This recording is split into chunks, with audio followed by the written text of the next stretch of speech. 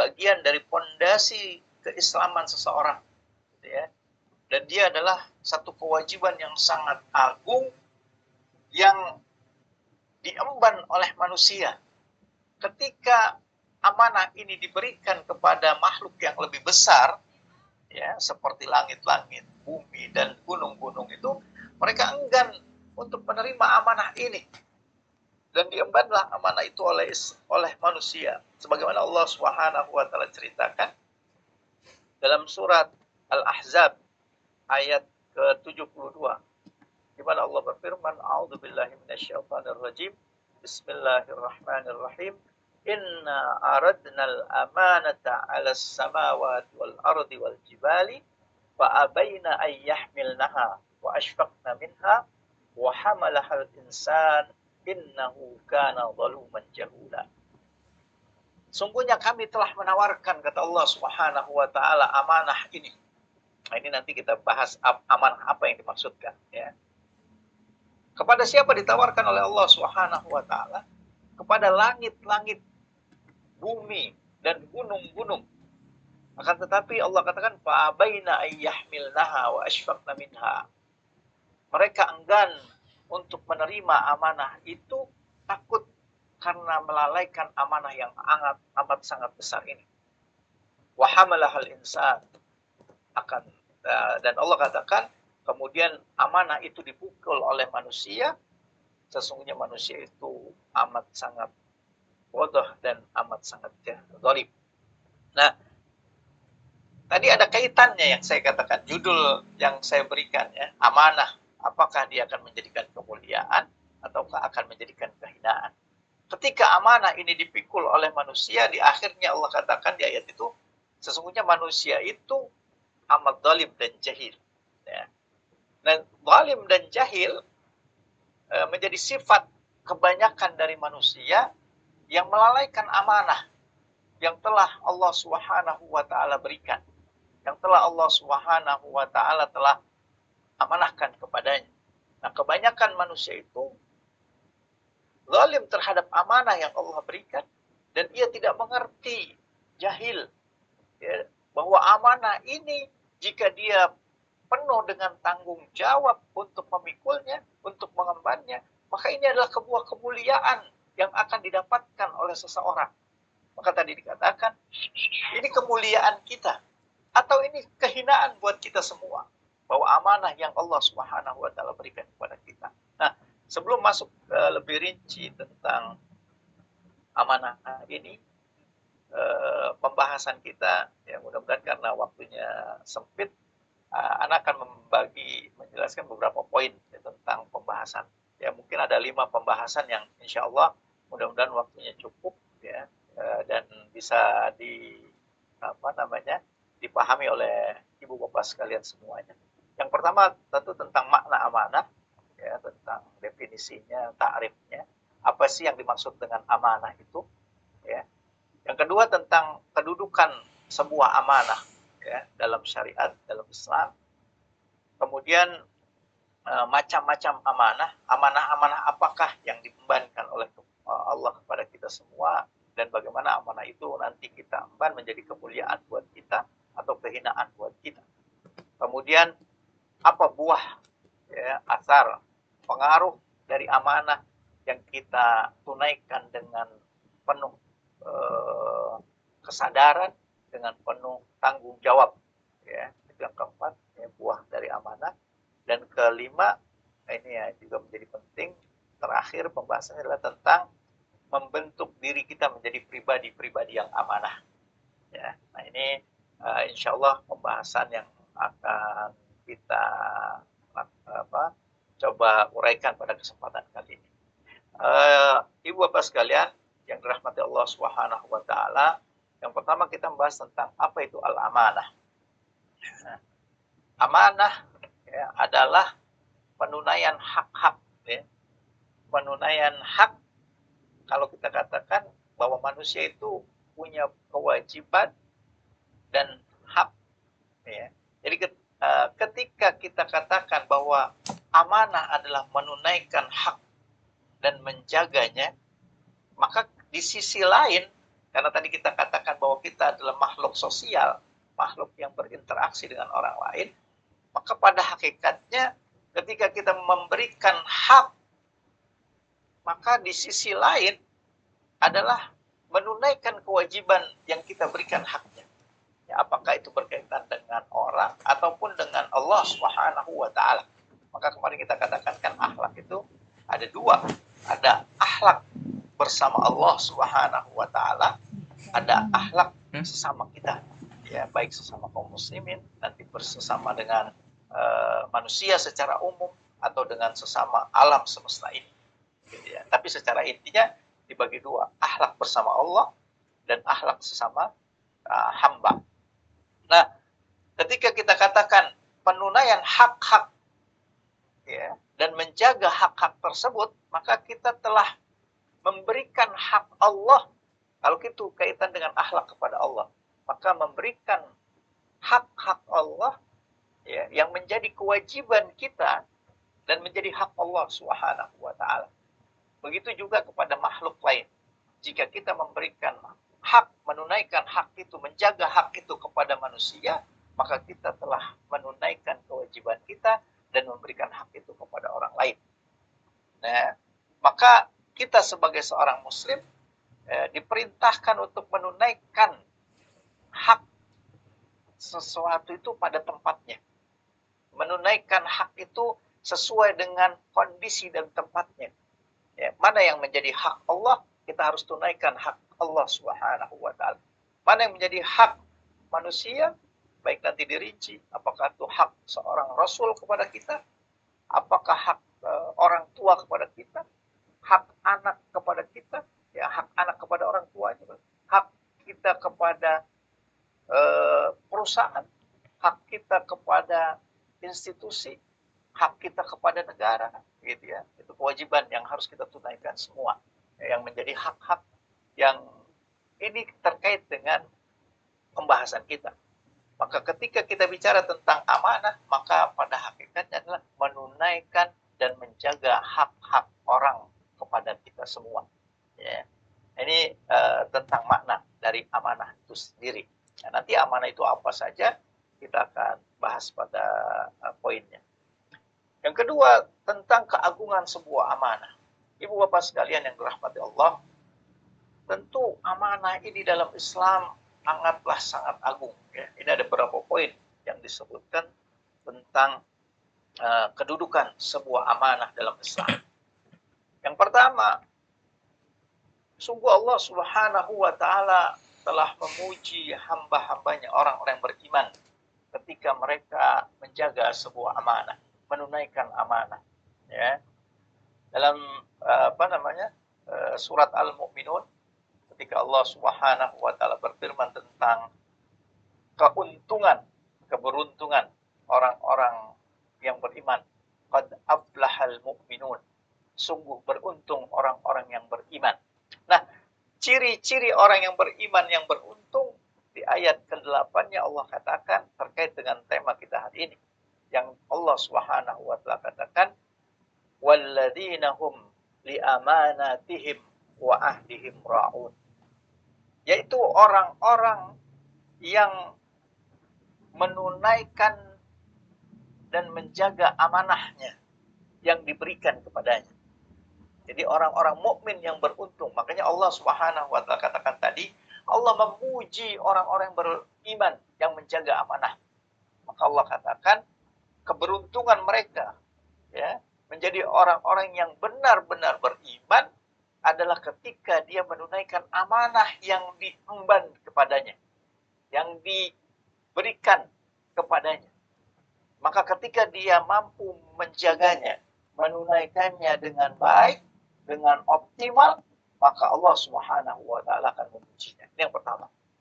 Ya, pujian Allah terhadap orang-orang beriman yang menunaikan dan menjaga amanah. Yang kedua, kedudukan yang agung adalah bahwa amanah adalah akhlak Rasulullah sallallahu alaihi wasallam. Ya, ketika kita mengatakan bahwa kita adalah umat Rasulullah Sallallahu Alaihi Wasallam, bahwa kita mencintai Rasulullah Sallallahu Alaihi Wasallam. Bahkan kita sudah mengatakan wa asyhadu anna Muhammadan abduhu wa rasuluh, bahwa Muhammad itu sudah kita yakini sebagai seorang nabi, utusan buat kita semua dan hamba Allah Subhanahu wa taala. Dan kita mencintai beliau, kita bersalawat kepada beliau, kita menghormati keluarga beliau, kita menghormati sahabat-sahabat beliau. Maka contoh teladan yang beliau berikan kepada kita semua adalah beliau seorang yang amat menjaga amanah. Bahkan lakab yang diberikan oleh orang-orang Quraisy sebelum beliau diutus, sebagaimana kita tahu bahwa beliau bergelar Al-Amin. Al-Amin itu adalah orang yang amat menjaga sebuah amanah. Nah ini ya, bayangkan ya, sebelum diutus oleh Allah Subhanahu wa taala sebagai seorang rasul, beliau sudah terkenal dengan sebutan As-Sadiqul Amin, seorang yang sidiq, seorang yang amin, yang terpercaya, ya, yang tidak menunaikan dan menjaga amanah yang diberikan kepada. Itu kedudukan yang kedua. Yang ketiga, amanah adalah ciri orang-orang yang beriman, ibu bapak sekalian.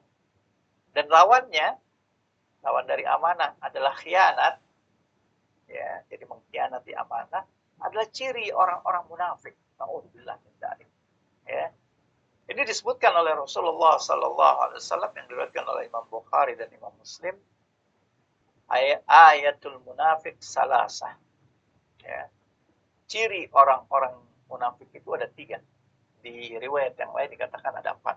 Ya, tentu ini tidak bertentangan. Dikatakan ciri orang-orang munafik itu ada 3. Apa ciri yang pertama? Idza haddatsa kadzaba. Jika dia berbicara dia berdusta. Wa idza wa'ada akhlafa. Jika dia berjanji dia mengingkari. Wa idza tumina khana. Dan jika dia diberikan amanah dia khianat. Ya, jika dia diberikan sebuah tanggung jawab amanah kepadanya, dia berkhianat. Nah ini ibu bapak sekalian ya. Jadi Rasulullah Sallallahu Alaihi Wasallam telah memberikan kepada kita sebuah standar keimanan dan standar kemunafikan. Tentu tadi kita katakan cermin pada diri kita masing-masing, di mana posisi kita dan bagaimana seharusnya kita dalam bersikap tentang hal tersebut. Ya. Apakah kita ingin menjadi orang-orang yang amanah atau orang-orang yang khianat? Nah itu tinggal melihat diri kita masing-masing, dan tentu kita berharap dan kita berdoa, kita memohon pada Allah agar Allah memberikan kita hidayah untuk senantiasa menjadi orang yang amanah dalam semua tanggung jawab yang diberikan kepada kita semuanya. Ya, nanti kita yang akan rinci tentang ragam amanah tadi, tentang macam amanah.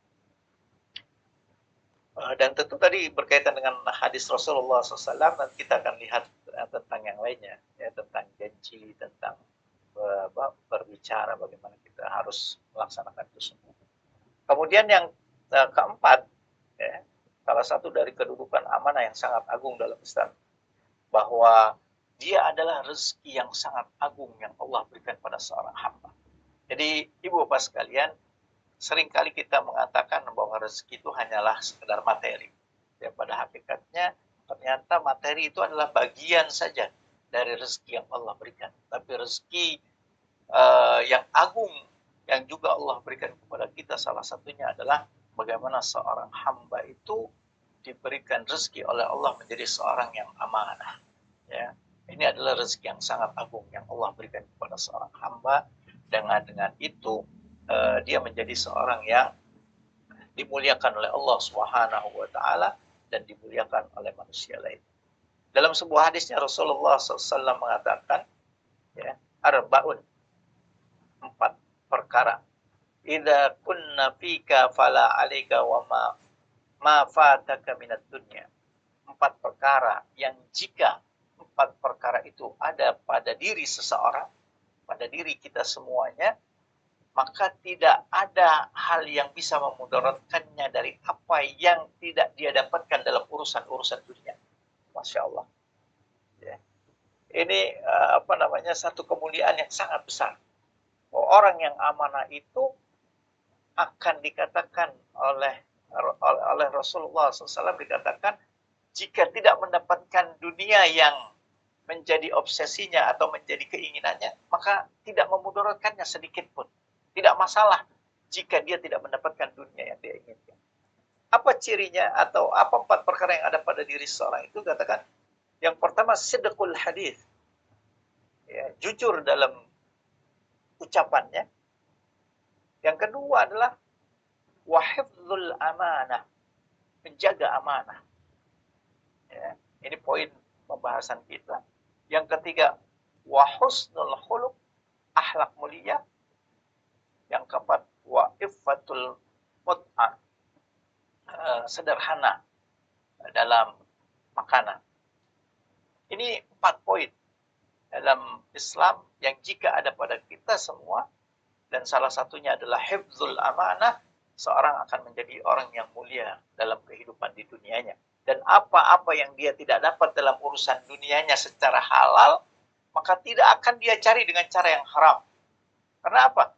Karena amanah tadi ya. Nanti kita akan bicara tentang halal dan haram dalam semua kaitannya dengan urusan kehidupan dunia kita. Karena ini ada kaitannya dengan bagaimana bagian kita nanti di akhirat. Nah, itu kira-kira kedudukan yang mulia dalam Islam yang menjadi bagian dari hal yang perlu kita perhatikan. Untuk apa tujuannya? Ini untuk motivasi, ya, untuk targhib buat kita semua, mendorong kita semua untuk mempunyai sifat amanah tersebut dalam diri kita masing-masing. Nah, Bapak Ibu sekalian, selanjutnya adalah tentang poin pembahasan yang ketiga, yakni tentang ragam atau macam-macam amanah.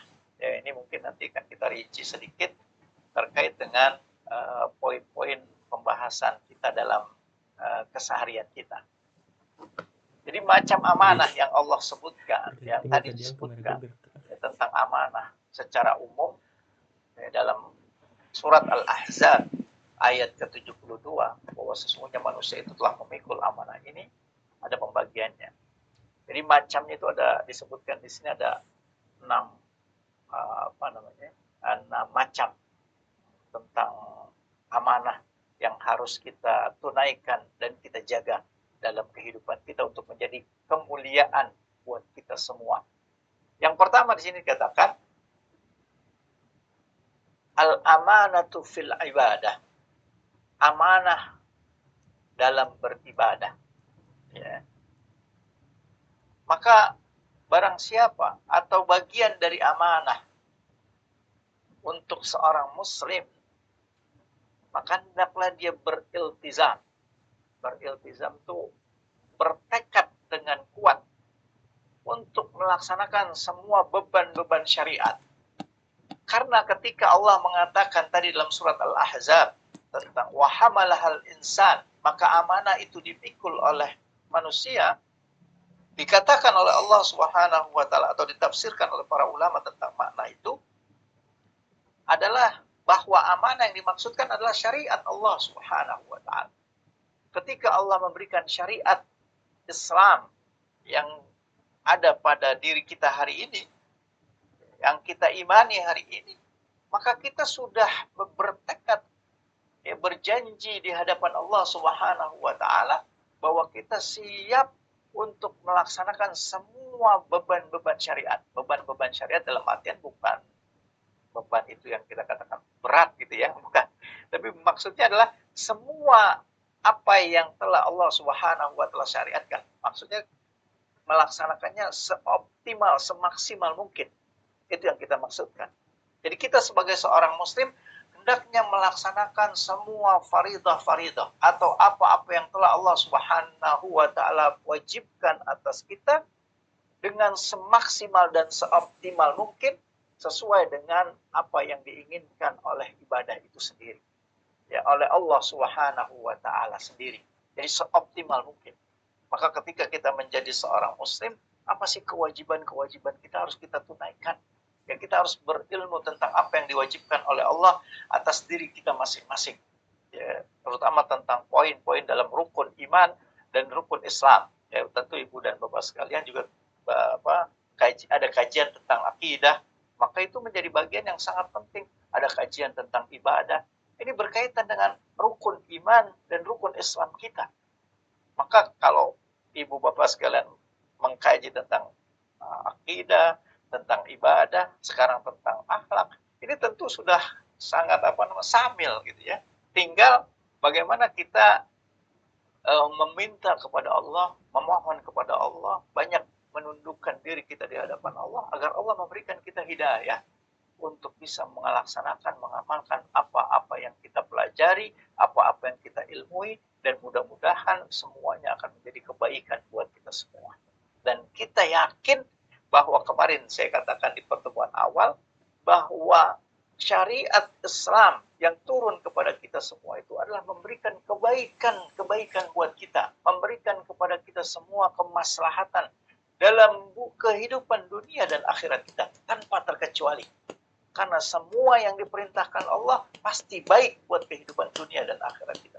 Dan apa yang Allah larang atas kita, maka itu pun kebaikan buat kita dalam kehidupan dunia dan dimanapun kita berada.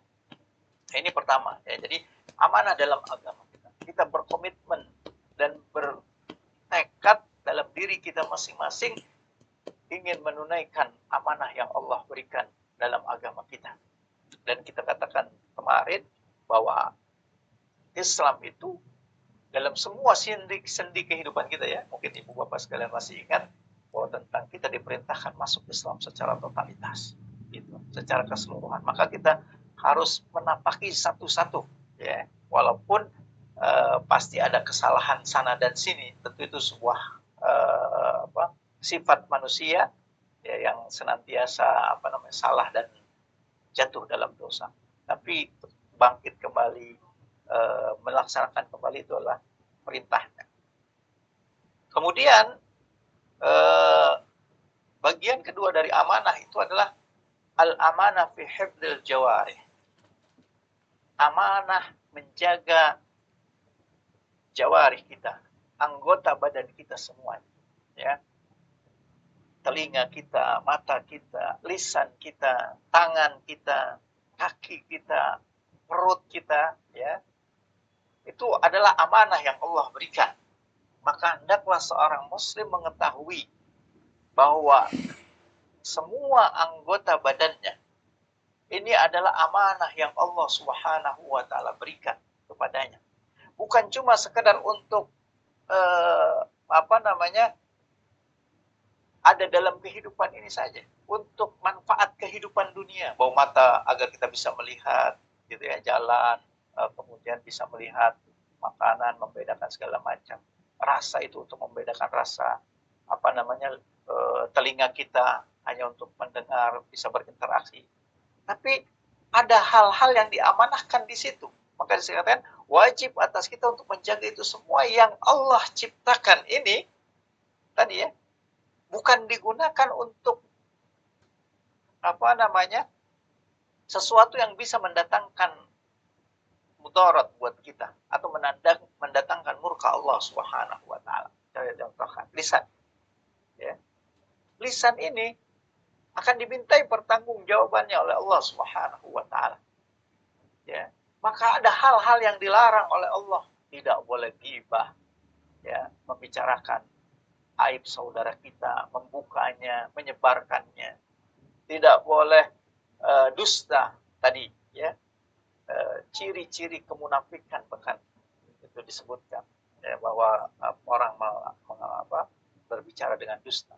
Maka dia harus jujur dalam berbicara, dia harus baik dalam berbicara, dia harus benar di dalam berbicara, karena kalau tidak dia akan bertanggung jawab di sisi Allah Subhanahu wa taala. Tangannya tidak boleh menyentuh yang diharamkan oleh Allah Subhanahu wa taala. Tidak boleh mengambil apa yang bukan haknya. Ini bukan punya saya. Ini bukan hak saya.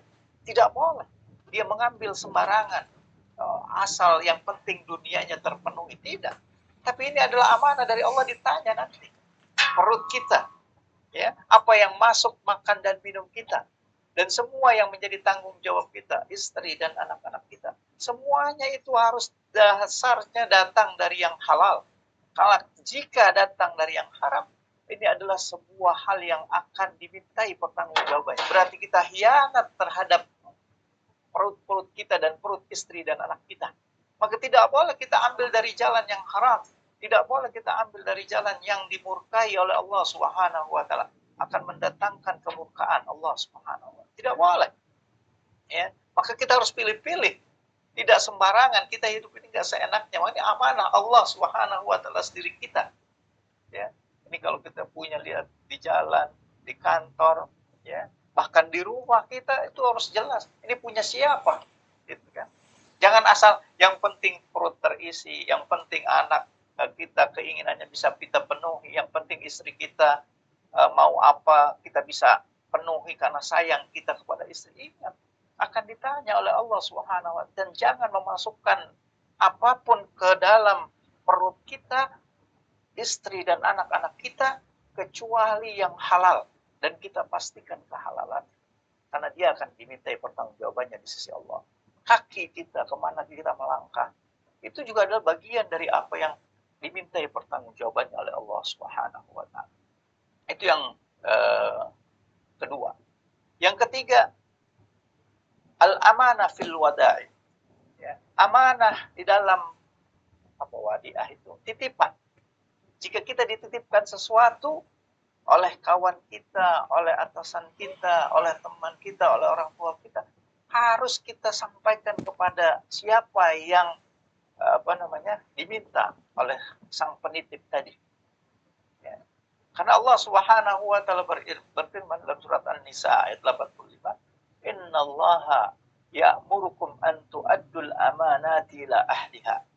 Sungguhnya Allah Subhanahu wa taala memerintahkan kepada kalian agar kalian menunaikan amanah-amanah itu kepada ahlinya, kepada pemiliknya, kepada sahibnya, ya, pemiliknya. Jadi amanah apa saja sama kita? Apakah amanah ucapan? Apakah amanah harta? Apakah amanah pekerjaan? Apakah amanah yang lainnya? Semua harus kita berikan kepada siapa yang dititipkan, ya, yang diamanahkan kepada kita semua. Berikan, ya. Jangan sampai amanah itu tidak sampai kepada pemilik. Ini amanah titipan, dan tentu ini sering kali bagian dari kehidupan kita, ya. Kita dititipi sesuatu oleh orang lain, dititipi oleh orang tua kita, dititipi oleh kerabat kita untuk disampaikan kepada seseorang, maka itu pun harus sesuai. Nah, lebih-lebih kan kalau kita bilang, ya, seringkali di kita di sini kalau amanah perkataan tuh seringkali kata-katanya lebih, gitu. Kalau amanah uang bisa jadi kurang. Ini nggak boleh, gitu. Jadi amanah itu harus sesuai. Jadi ketika amanah itu perkataan, jangan ditambah-tambahi dan jangan dikurangi. Apalagi kalau sampai merubah maksud dan tujuannya, itu lebih bahaya lagi. Yang keempat, ini terkait dengan kita sehari ini. Al-amanah fil amal. Amanah dalam pekerjaan. Maka hendaklah kita, orang-orang yang diberikan amanah oleh Allah Subhanahu wa taala atau oleh siapapun tadi, ya, maka untuk menunaikannya sesuai dengan yang diminta, sesuai dengan kemaksimalitasan kita, sesuai dengan keoptimalitasan, ya. Jadi amanah itu harus kita jaga. Jadi seorang pekerja harus menunaikan amanah yang diberikan kepadanya. Sebuah pekerjaan harus tuntas dan harus itqan, dikerjakan itu dengan tekun dan sampai kepada apa yang diinginkan, gitu, ya. Bahkan kalau bisa melebihi ekspektasinya. Itu profesionalitas bahasa kita hari ini yang menyebutnya.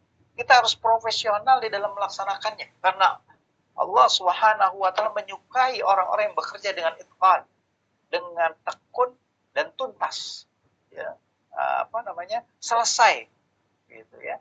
Itu yang disebut hari ini dengan kata-kata profesional. Maka profesionalitas bukan hanya sekedar sesuatu yang bagian dari kemewahan seorang pekerja, bukan. Dia itu amanah yang Allah Subhanahu wa taala berikan. Begitu juga talibul ilm, seorang penuntut ilmu harus amanah. di dalam melaksanakan kewajiban-kewajiban dia sebagai seorang talib. Begitupun Rabbul Usrah, kepala rumah tangga, dia harus amanah terhadap apa-apa yang menjadi tanggung jawab dia. Dia harus amanah terhadap harta, dia harus amanah terhadap istri dan anak-anak. Dan semua kita, apa saja pekerjaan yang diberikan kepada kita semua, maka wajib atas kita untuk menunaikannya secara maksimal, secara optimal, dan penuh dengan ketekunan dalam mengerjakannya dan profesionalitas kita di dalam melaksanakan. Ya. Nah ini penting untuk supaya tadi semuanya tertunaikan dengan baik. Yaitu amanah dalam amal. Yang ketiga ya. Kemudian yang keempat, al-amanah fil kalam. Amanah dalam ucapan, dalam lisan kita. Ya. Bagian dari amanah itu adalah bagaimana kita berkata-kata. Nah, amanah kata-kata itu bukan cuma sekedar mengucapkan sesuatu itu kita pahami, tidak. Tapi ada satu hal yang perlu kita perhatikan lagi. Jadi kita harus mengetahui bahwa ucapan yang keluar dari lisan-lisan kita itu selain kita paham tentang maknanya, tapi juga kepentingannya. Jangan sampai apa yang kita ucapkan sesuatu yang tidak penting atau bahkan naudzubillah min dzalik dia menjadi dosa buat kita. Ya, ini juga harus perlu kita perhatikan. Itu amanah dalam kalam. Dan yang terakhir, al-amanah fi hifdzil asrar. Beramanah di dalam menjaga rahasia. Di rahasia yang telah ada di antara kita itu harus dijaga. Ya, seperti ibu bercerita kepada atau bapak bercerita kepada saya tentang satu hal, Pak Ustadz, Afwan, ini rahasia. Maka ini menjadi bagian rahasia yang harus dijaga oleh saya. Gitu. Jika ada saya di kampus ini misalkan ada amanah untuk tidak dibuka kepada orang selain di luar kampus, maka itu amanah dari kampus, tidak boleh untuk keluar. Begitupun ibu bapak sekalian yang mendapatkan amanah dari PT atau dari perusahaan. Maka jika itu menjadi amanah antara kita dengan siapapun, maka jaga rahasia itu. Jangan sampai kita sebarkan, jangan sampai kita ucapkan kepada yang tidak berhak untuk mendengarnya. Nah, ini menjaga amanah. Begitu juga menjaga amanah rahasia orang-orang terdekat kita. Istri kita, jaga itu rahasianya. Jangan sampai rahasia istri dibuka kemana-mana.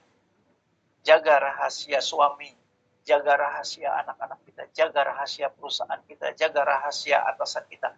Lebih-lebih jika rahasia itu berkaitan dengan keburukan seseorang. Ibu bapak sekalian. Yang kalau kita lihat sekarang ini menjadi gosip di mana-mana ya,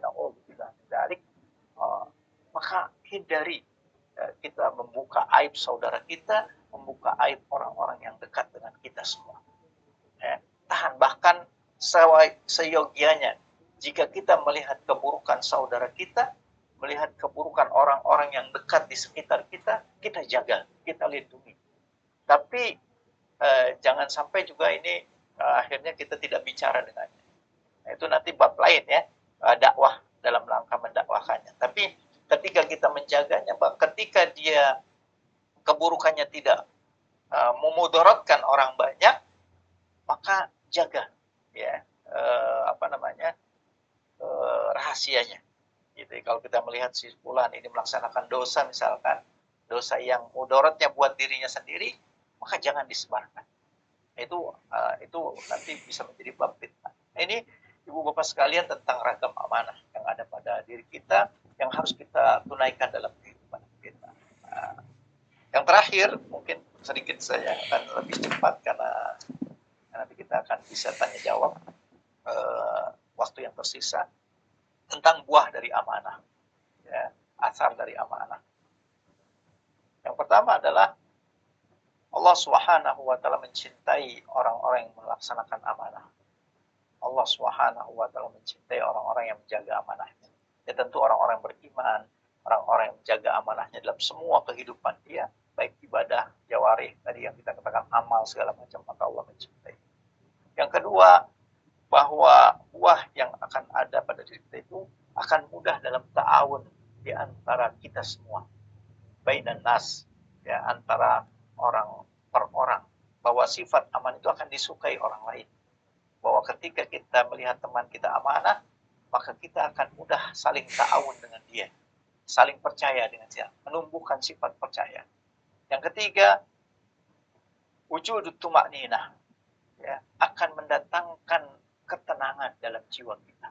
Jika kita menunaikan amanah itu semua, baik amanah ibadah tadi, ya, amanah Islam, kemudian amanah amal kita, amanah lisan, amanah jawari, semua kita, maka kita akan mendapatkan ketenangan. Yang keempat adalah tentang akan memberikan penyebutan kepada kita dengan sebutan-sebutan yang baik. Bahwa si fulan seorang yang amanah. Kalau Anda mau menitipkan suatu ke fulan, insya Allah. Kalau Anda mau menceritakan sesuatu agar rahasia Anda terjaga ke si fulan atau ke si fulana, bisa menjaga rahasia. Jadi tidaklah kita disebutkan kecuali sesuatu yang baik pada diri kita. Nah, itu tentang poinnya. Satu lagi tentang bagaimana kita menjadi orang-orang yang amanah, ya. Ini penting, ya, membentuk diri pribadi-pribadi yang amanah. Yang pertama adalah membiasakan diri, ya, dan melihat tentang agungnya sifat amanah. Ya, tadi sebagai motivasi buat kita. Jadi kita membiasakan diri kita, mulai dengan amal, ya, dengan sebab dan itu dikatakan oleh para ulama, hendaklah dimulai dari si kecil. Ya, nah, ibu bapak yang sudah memiliki momongan, memiliki anak, ya, dan saya melihat kemarin masih pada muda-muda, ya, jadi mungkin anak-anaknya masih juga baru masih kecil. Nah, ini kesempatan buat kita semua untuk mendidik mereka agar mempunyai sifat amanah, ya. Tanamkan sifat amanah itu mulai dari kecil, membiasakan diri. Nah, tapi bagi kita yang sudah dewasa, yang sudah menjadi bapak dan ibu sekalian, maka biasakan diri kita dengan sifat tersebut. Yang kedua, mengingat tentang tanggung jawab yang besar dan akan dipertanggungjawabkan di sisi Allah Subhanahu wa taala. Ingat bahwa ini semua akan dipertanggungjawabkan di sisi Allah. Tadi saya katakan, saya mau mengambil, saya mau memakan, ya, mau mengucap, mau melihat, awas, gitu ya. Nanti ditanya oleh Allah Subhanahu wa taala. Yang ketiga, senantiasa berusaha, ya, untuk berbuat yang terbaik dalam kehidupan dunia ini. Jadi apa saja yang baik dalam kehidupan dunia ini, maka itu harus kita biasakan, kita laksanakan. Ya, termasuk dalam halnya tadi dalam kehidupan kita di dunia ini, salah satunya tentang amal. Yang keempat adalah mengingat-ingat tentang keburukan sifat sebaliknya dari amanah, yakni khianat, ya, bahwa ini adalah alamat seorang munafik, bahwa ini adalah nanti diadab oleh Allah Subhanahu wa taala. Nah, ini kita harus hindari, kita harus ingat-ingat terus. Dan yang terakhir, agar kita menjadi pribadi yang amanah, banyak-banyaklah ibu bapak sekalian membaca sirah atau sejarah orang-orang yang saleh dari umat ini, atau dari kehidupan para sahabat, para tabi'in, tabi'ut tabi'in, dan orang-orang ulama-ulama yang saleh yang mempunyai sifat-sifat amanah tersebut, yang banyak dituliskan dalam kitab-kitab sejarah dan buku-buku bacaan lainnya. Mudah-mudahan dengan itu kita bisa mengambil istifadah, manfaat yang sangat besar atas bacaan kita. Nah, ini mungkin secara singkat ibu bapak sekalian tentang bagaimana seharusnya kita mempunyai sifat amanah dalam kehidupan kita, dan mudah-mudahan ini menjadi, tadi kita katakan, sebuah bentuk kemuliaan buat kita semua dalam menaungi kehidupan ini. Ini mungkin yang bisa disampaikan pada kesempatan ini. Mungkin ada yang mau ditanyakan, ada mau didiskusikan, mangga dipersilakan Ibu. Baik, terima kasih Pak Ustadz. Kebetulan ini sudah ada beberapa pertanyaan yang masuk. Kita pilih beberapa. Yang pertama itu dari Pak Suroso. Boleh buat Pak Suroso di on cam dan juga mic-nya di on kan. Assalamualaikum Pak Ustadz, izin bertanya. Waalaikumsalam. Apakah boleh seorang muslim menolak amanah? Amanah kan sebagian dari ibadah. Apakah kita dari ingkar, Pak Ustadz. Terima kasih, Pak Ustadz. Gitu aja. Langsung aja Ibu ya. Ya, silakan Pak. Baik. Terima kasih Pak Suroso atas pertanyaannya. Terima kasih, Ustadz. Buat kita semua tentang apakah kita boleh menolak amanah. Ya. Jadi ketika kita mendapatkan sebuah amanah, ya, tentu yang pertama kita harus mengukur diri kita dulu. Apakah ini kita sanggup untuk melaksanakan amanah tersebut atau tidak. Tentu yang tahu diri kita adalah masing-masing pribadinya masing-masing, bukan orang lain. Jadi kalau kita anggap ini sanggup dan ini sebuah bentuk dari kebaikan, ya apa saja amanah itu ambil dia, karena ini bagian dari ibadah yang pertama. Tapi jika kita merasa bahwa amanah itu tidak sanggup dan akan menjadikan kita orang-orang yang khianat terhadap amanah tersebut, maka kita bisa menolak itu sebagai bentuk tanggung jawab kita bahwa kita nanti takut khianat. Nah, kalau itu mulia sekali jika kita menolaknya karena takut khianat. Tapi jika menolak amanah itu karena kita malas membantu ya orang lain atau teman kita, atau kita menolak untuk mangkir dari tanggung jawab itu, ditugaskan atasan, wah ini mah nggak ada duitnya gitu ya, ini mah nggak ada nggak ada untungnya. Itu satu hal yang tidak boleh, karena tadi kita katakan amanah itu sifat yang akan memberikan kita kenikmatan di dalam bersaudara, berinteraksi dengan orang lain, ya kan? Kita akan menjadi orang-orang yang enak untuk diajak bergaul gitu ya. Oh si fulan masya Allah mudah membantu, ini kan karena sifatnya amanah tadi gitu ya, bisa menjaga rahasia, tidak menyakiti perkataan segala macam, atau dia enak kalau diminta bantuan selalu menerima. Nah, jadi itu dua, lihatnya poinnya itu. Kalau kita menolak itu yakinlah disebabkan kita takut khianat, ya bukan kita ingin menolak pekerjaan, bukan kita ingin menolak karena nggak menguntungkan buat kita dalam masalah materi gitu, bukan ya. Tapi kalau kita menolak karena kita takut khianat, karena kita tidak sanggup melaksanakannya, itu kebaikan buat kita. Tapi pada hakikatnya menunaikan amanah itu adalah kebaikan dalam Islam. Makanya ketika menerima amanah itu, maka itu kebaikan buat kita. Demikian, wallahu a'lam. Terima kasih Pak Ustadz. Ya, sama-sama Pak Suroso.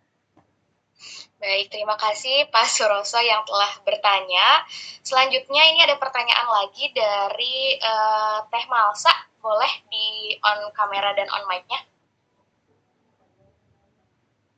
Assalamualaikum warahmatullahi wabarakatuh. Waalaikumsalam warahmatullahi Ingin wabarakatuh. bertanya Pak Ustadz, Ya, bagaimana menerapkan amanah dalam kehidupan sehari-hari? Terima kasih Pak Ustadz. Baik, terima kasih Bu Malsa pertanyaannya. Tentu tadi kalau kita lihat ragam dari amanah tadi ya, memang semua sebenarnya secara umum kalau kita lihat ya kehidupan kita ini amanah. Gitu.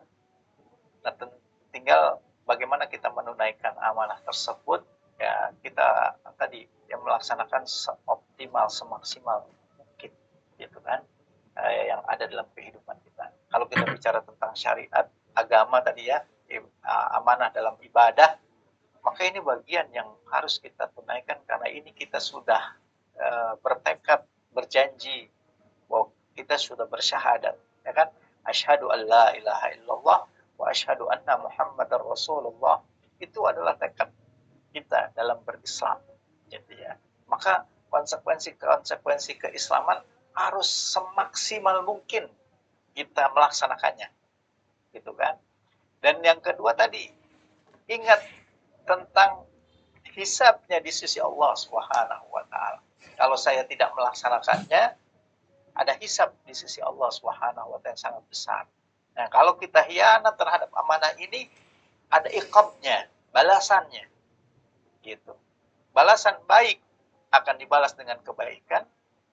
Wa may ya'mal mithqala dzarratin khairan yarah wa may ya'mal mithqala dzarratin syarran yarah. Gitu. Begitu juga dalam hal yang lainnya, ya, amanah kalam. Ingat tuh, ketika kita mau berkata-kata, nanti ditanya oleh Allah SWT. Manfaat tidak kalam kita, perkataan kita, atau bahkan kalam kita akan merusak hubungan seorang dengan orang lain, atau kalam kita akan menjadi bumerang buat diri kita sendiri. Tahan, jangan diucapkan. Gitu. Begitu juga dengan dan ini perlu pembiasaan tadi ya. Yang tadi dikatakan bagaimana caranya, ya membentuk diri itu membiasa. Karena kita hidup itu dalam kebiasaan kita. Kalau kita sudah biasa melaksanakan, semua itu menjadi mudah dan menjadi ringan buat kita melaksanakan. Dan itu adalah bagian dari tanggung jawab besar seorang muslim secara umum, ya. Maka ketika dia berislam dengan baik, ya kemarin kalau nggak salah saya mengingatkan itu, kalau kita berislam secara baik, maka semua poin-poin kehidupan kita pun akan baik. Gitu. Ya karena semuanya akan didasari itu. Ya insya Allah ketika kita berkomitmen, ya sekarang gimana caranya? Yang pertama, komitmen dengan kuat bahwa kita akan menjadi seorang muslim, seorang muslimah yang baik. Mudah-mudahan dengan komitmen itu Allah berikan kita hidayah untuk melaksanakan komitmen-komitmen tersebut. Ya mudah-mudahan. Jadi kata Imam Ahmad rahimahullah dikatakan, hendaklah kalian mempunyai tekad, mempunyai niat untuk berbuat baik dalam semua hal. Mudah-mudahan Allah berikan hidayah kita melaksanakan kebaikan-kebaikan tersebut. Gitu Ibu Masa dan yang lainnya. Wallahu a'lam. Baik, terima kasih Pak Ustadz dan Teh Malsa yang telah memberikan pertanyaan. Selanjutnya Pak Ustadz masih ada yang bertanya. Bolehkah kita mengajukan pertanyaan lagi? Selanjutnya dari Kang Ijmal. Ini boleh nih Kang Ijmal, boleh di on cam, terus di on mic dan mengajukan pertanyaan. Silakan.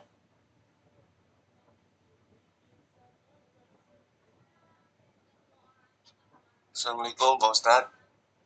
Waalaikumsalam warahmatullahi Kang Ijmal. Mangga. Izin bertanya Pak Ustadz ya.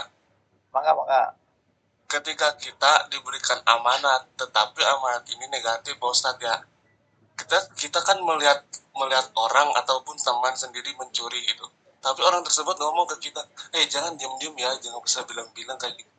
Nah, sisi lain itu teman kita sendiri Pak Ustadz. Jadi gimana Pak Ustadz tanggapannya? Terima kasih Pak Ustadz. Baik.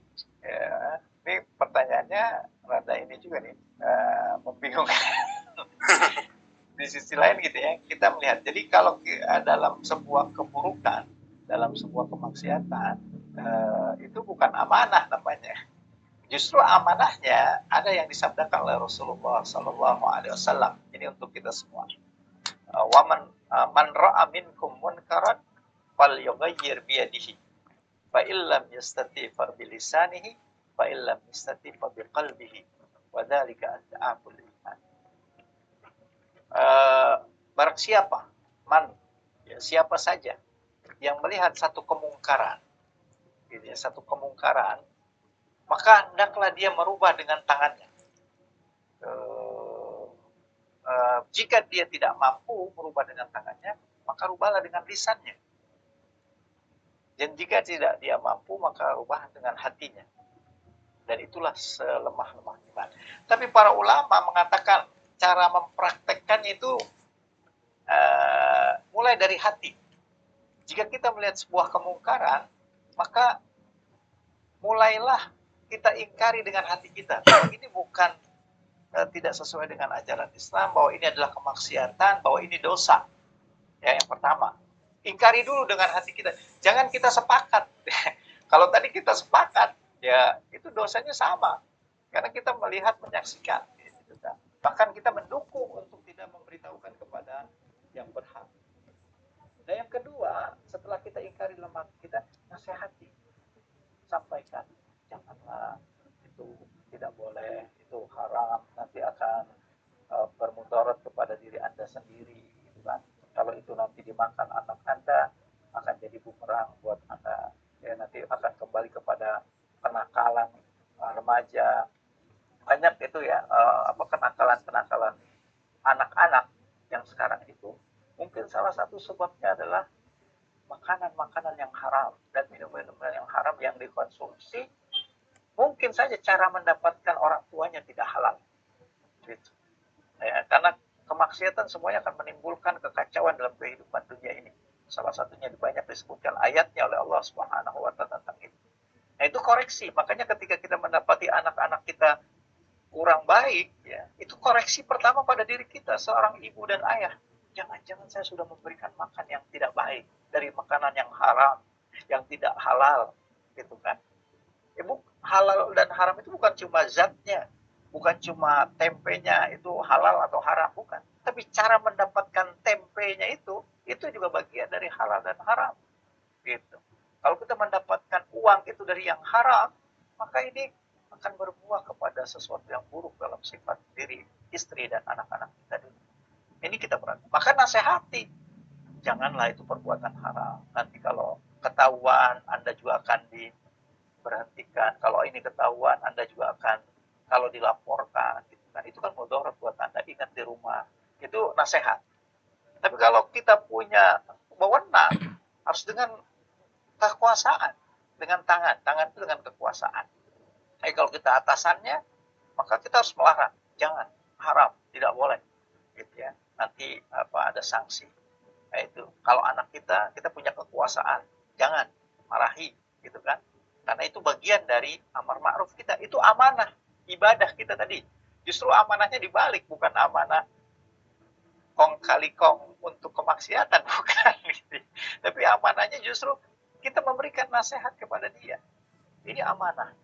Ini amanah Islam, bahwa kita saling menasihati kepada kebaikan. Ta'awun alal birri wat taqwa wala ta'awanu alal itsmi wal udwan. Jangan kalian saling tolong-menolong dalam keburukan dan kemaksiatan. Nah, itu ya. Jadi ta'awun itu dalam kebaikan. Kalau udah ta'awun dalam keburukan, maka dilarang. Jadi kalau jangan bilang-bilang ya, tahu sama tahu lah. Nah, ini ta'awun dalam kemaksiatan dan kemurkaan yang tidak dibolehkan dalam syariat Islam. Itu Kang Ijmal ya? Ya Pak Ustadz, makasih Pak Ustadz. Sama-sama Kang. Baik, atur nuhun Kang Ijmal pertanyaannya. Selanjutnya mungkin ini pertanyaan yang terakhir Pak, sekaligus menutup pertanyaan pada hari ini karena waktunya juga terbatas. Mohon maaf untuk teman-teman semua yang belum kebagian untuk bertanya, semoga di lain waktu bisa mengajukan pertanyaan kepada Pak Ustadz. Selanjutnya ini dari Pak Rizky. Boleh Pak Rizky, silahkan. Ya, Assalamualaikum Pak Ustadz. Suara saya kedengaran Pak Ustadz? Waalaikumsalam warahmatullahi wabarakatuh. Jelas Pak Rizky, maka. Oke, Pak Ustadz, saya mau tanya Pak Ustadz, sekarang ini kan mungkin teman-teman juga udah lihat di jalanan ya, akan ada pilkada nih, teman-teman di sini milih pemimpin, entah itu wali kota, entah itu gubernur, DPRD dan sebagainya. Nah, gimana sih Pak Ustadz, ada nggak sih cara-caranya untuk kita memilih pemimpin yang amanah nih? Apakah ada cara-cara tertentu untuk kita bisa tahu, oh ternyata ini calon pemimpin yang beramanah? Kadang kan kalau kita lihat ya, banyak banget yang, oh ini baliho-baliho, iklan-iklan yang tanda kutip pencitraan lah dan lain sebagainya. Jadi kan kita nggak tahu nih, ini beneran orang baik atau amanah atau seperti apa. Itu ada nggak sih Pak Ustadz caranya supaya kita tahu nih, oh kita benar-benar milih pemimpin yang amanah ke depannya. Seperti itu Pak Ustadz. Terima kasih. Assalamualaikum warahmatullahi wabarakatuh. Waalaikumsalam warahmatullahi wabarakatuh. Terima kasih Pak Rizky. Masya Allah ya. Pertanyaannya mengingatkan kita tentang pilkada. Mudah-mudahan Allah Subhanahu wa taala berikan kita pemimpin-pemimpin yang amanah, pemimpin-pemimpin yang baik. Ya tentu ketika kita menjadi bagian dari kehidupan bermasyarakat, bernegara ini, maka kewajiban kita, ya individu masing-masing yang mempunyai hak untuk memilih, maka kita pun harus memilih yang terbaik. Gitu ya. Memilih yang terbaik itu adalah memilih yang menurut kita ya terbaik dalam artian yang kita ketahui. Tentu kita nggak mengerti tentang secara umum ya. Maka ini juga salah satu mungkin bagian dari yang harus kita terus koreksi ya. Bahwa orang semua diminta memilih, sementara yang memilih tidak mengenal yang dipilih, yang memilih semuanya sama suaranya gitu ya. Seorang alim, ulama sama dengan suaranya dengan orang yang baru lulus umur 17 tahun. Masya Allah gitu. Ada orang yang berpendidikan tinggi sama dengan orang-orang yang atau bahkan orang yang sehat ya, jasmaninya sama dengan orang yang apa namanya, ada orang bilang sekarang ODGZ gitu ya, sama tuh gitu, boleh juga milih. Gimana memilih yang baik? Padahal itu amanah yang sangat besar. Seorang pemimpin itu adalah amanah kepemimpinan sangat dahsyat ya. Ya bahkan dikatakan oleh Rasulullah SAW itu dia adalah tanggung jawab yang amat besar. Tapi kita lupakan dulu sebentar itu bagaimana kita cara memilih. Nah, memilihnya adalah kalau kita mempunyai kapasitas untuk melihat track record bahasa kita hari ini ya, rekam jejaknya, dilihat, diperhatikan gitu ya. Ini siapa fulan, dari mana asalnya gitu kan. Kemudian bagaimana kalau dia sudah misalkan dulu pernah menjadi pemimpin ya, atau incumbent misalkan ya, kalau kita lihat dia jejaknya, oh ini ada orang baru penantangnya, siapa dia, itu kalau kita lebih kenal lebih baik ya, jadi kenali dulu dan kita bismillah itu menilai dengan yang terbaik gitu. Karena kita bahasanya di situ, kita kenal dia cuma di Google gitu kan, kalau dia punya karya apa kita bisa lihat karyanya, bisa searching karya itu. Bagi kita yang mempunyai kafaah untuk itu, harus kita laksanakan itu. Nggak bisa asal sekedar like and dislike gitu ya, si fulan ini, si fulan enggak. Tapi lihat rekam jejaknya, bagaimana keagamaannya. Dan yang paling penting bagi kita semua adalah insya Allah jika dia orang yang bertakwa kepada Allah Subhanahu wa Ta'ala, maka dia akan amanah ya. Itu poinnya. Tapi selebihnya kita nggak ngerti, kita nggak tahu, serahkan semua urusannya kepada Allah Subhanahu wa Ta'ala. Tapi bagi kita, jika kita dipilih memilih, maka dalam kaidahnya juga ada satu lagi kaidah dalam agama kita diberikan.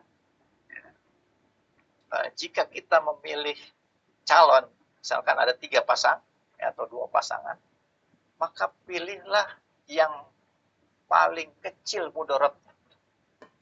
Nah, dari mana kita tahu mudarat yang paling kecil? Ya tentu tadi, banyak faktornya tadi tuh. Kita harus searching dulu, kita harus tahu dulu siapa dia, ya, bagaimana rekam jejaknya, pernah ini atau tidak. Oh dulu pernah ini, pernah ada, sebenarnya orang pernah punya kasus, misalkan pernah masuk penjara, mohon maaf ya, kan banyak sekali dia pernah melakukan pelecehan seksual misalkan, pernah ada kasus ini, masa yang begitu kita pilih gitu kan. Ya kita pilih yang rekam jejaknya belum pernah melaksanakan itu, selebihnya kita nggak tahu ke depan, karena itu tanggung jawab dia dengan Allah Subhanahu wa Ta'ala. Tapi kalau kita bisa melaksanakan itu dengan baik, itulah tanggung jawab kita, itulah amanah pilihan yang Allah berikan kepada kita semua. Selebihnya kita tidak mengerti, selebihnya kita tidak paham, dan mudah-mudahan itu yang terbaik gitu ya. Nah, jadi ini yang perlu jadi bagian buat kita semua, agar kita juga amanah untuk memilih orang, karena ini bagian dari sikap amanah kita sebagai seorang pemilih. Ya mudah-mudahan Allah tadi berikan kita yang terbaik. Dan sekali lagi, karena ini terakhir kata host tadi, Ibu host tadi, terima kasih teman-teman sekalian. Alhamdulillah kita bisa bertemu walaupun dalam Zoom meeting ini. Mudah-mudahan Allah berikan keberkahan, Allah tambahkan ilmu kita, ilmu yang bermanfaat, ilmu yang menjadi amal, yang berbuah kepada amal kita masing-masing. Dan mudah-mudahan Allah berikan kita semua keberkahan, dan semua keluarga Nutrisius, PT Nutrisius semuanya diberikan keberkahan, baik perusahaannya, pribadinya, keluarganya, dan semua kita semua Allah berikan, tunjukkan, berikan, tambahkan hidayah ke jalan yang lurus, jalan yang akan mendatangkan kebahagiaan buat kita semua. Dari saya ini mohon maaf kalau ada kata-kata yang kurang tepat, kurang pas gitu ya, kepada ibu bapak sekalian, dan mudah-mudahan diampuni oleh Allah Subhanahu